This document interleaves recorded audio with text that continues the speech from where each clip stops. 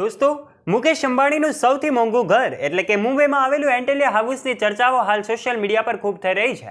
દોસ્તો, એવું કહેવામાં આવી રહ્યું છે કે મુકેશ અંબાણીએ એમનું આ મોંઘું ઘર વેચ્યું છે. ત્યારે આજના વિડીયોમાં અમે તમને જણાવશું આખરે મુકેશ અંબાણીએ એવા સંજોગોને કારણે આ ઘર વેચ્યું છે. તમને જાણીને નવાઈ લાગશે.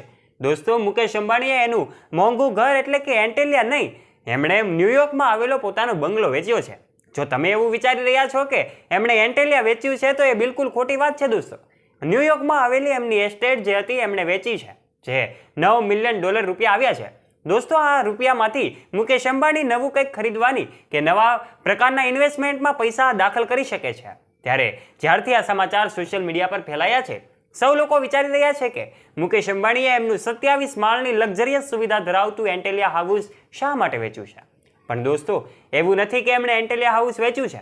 હવે ભલે એમનું નામ દુનિયાના સૌથી ધનિક લોકોની યાદીમાં પાછળ જતું હોય, પણ મુકેશ અંબાણીએ એમનું એન્ટેલિયા હાઉસ ક્યારેય પણ વેચી શકે નહીં. જેમનું નિવાસ સ્થાન છે એમાં 27 માળ છે અને આ 27 માળમાં આજે પણ અંબાણી પરિવાર રહે છે. ત્યારે દોસ્તો, કેટલાક વિડીયો સોશિયલ મીડિયા પર વાયરલ થતા હોય છે કે મુકેશ અંબાણીએ એમનું હાઉસ હવે તોડવા મળ્યું છે. ત્યારે આ વાતો પણ ખોટી છે.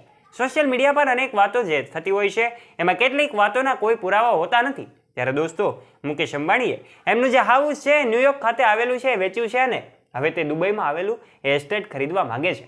ત્યારે આજના વિડીયોમાં અમે તમને ખુલાસો કરવા જઈ રહ્યા છીએ કે મુકેશ અંબાણીના $9 મિલિયન એ વેચાયેલા હાઉસની વેલ્યુ કેટલી હતી અને શા માટે એમણે આ વેચ્યું છે.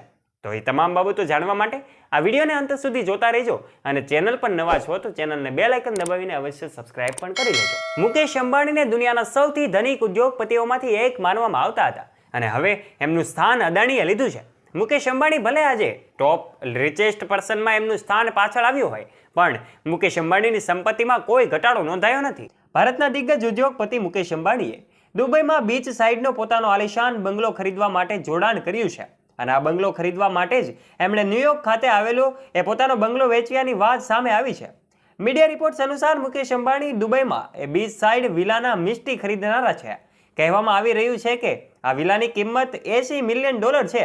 જી હા દોસ્તો, ન્યુયોર્કનો બંગલાની કિંમત તો માત્ર $9 મિલિયન હતી, પરંતુ આ દુબઈમાં આવેલો આ બંગલો $80 મિલિયન છે.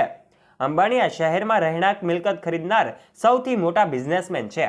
મીડિયા રિપોર્ટ્સ અનુસાર પામ જુમેરાહ બીચ પરની આ પ્રોપર્ટી આ વર્ષની શરૂઆતમાં મુકેશ અંબાણીના સૌથી નાના પુત્ર અનંત અંબાણી માટે ખરીદવામાં આવી છે.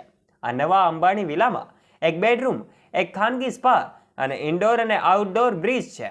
તમને જણાવી દઈએ કે દુબઈ શહેર અતિ સમૃદ્ધ લોકો માટે ફેવરિટ માર્કેટ તરીકે ઉભરી આવ્યું છે. ત્યાંની સરકારે લોંગ ટર્મ ગોલ્ડન વિઝા હાલ આવી અને વિદેશીઓને માટે ઘર ખરીદવાનું સરળ બનાવી દીધું છે.